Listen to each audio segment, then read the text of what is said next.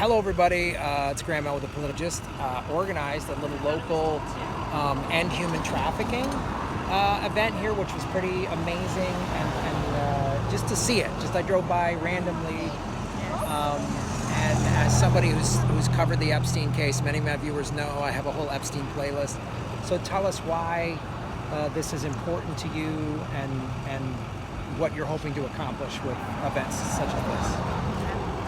Well, my name is Blenda, and I actually been following about the case, and I guess it started like a couple months ago when I started looking into more like, the issue, and then I like watched the Netflix documentary, and I felt like, this is real, it's happening, and we should, like, as moms, we should be like raise awareness for other parents to know that this is happening, that this is real, and it can happen here, even in Hawaii, even in a beautiful island, can happen here. So my goal is to raise awareness to other parents, to be awake, to know that this is happening, to know that you can prevent by empowering your kids, by talking to them about, their values and how important they are, and so we can prevent this to happen to our kids, for them to be victims of people like him.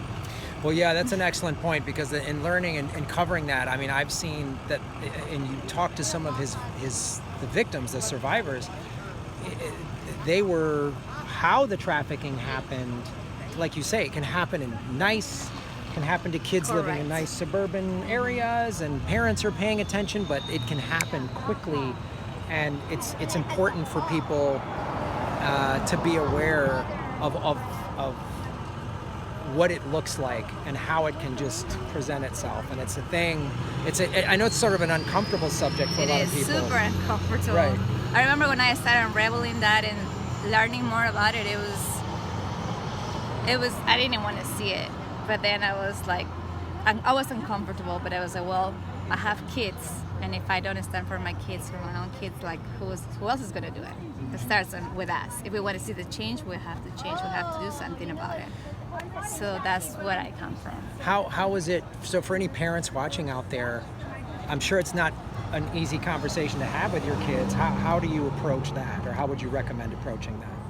Well, I hug them and I tell them that, like, there's good people in this world, there's bad people in this world. And as much as I love them and I want to protect them, there will be times that I won't be there for them, and I want them to know that they're people that are, lost, or they are like doing bad things, and I want them to be sure that they know that their privacy is theirs and no one else can touch it. And I have to start telling them, like, how it is, unfortunately, like not that raw, but in a way that this is yours and nobody else have the right to touch you, have the right to like invade your privacy. And if I don't talk about this, then they will never know, and then they will be a victim like I was once of molesters. Yes, when I was a kid, I was molested by pedophiles. So this also this touched me so much when I did the first march, because I felt like, my case could have been worse, but it was still bad for a kid to be interrupting their innocence, And as my parents couldn't talk to me, like, I have the power to change that and talk to my kids about this.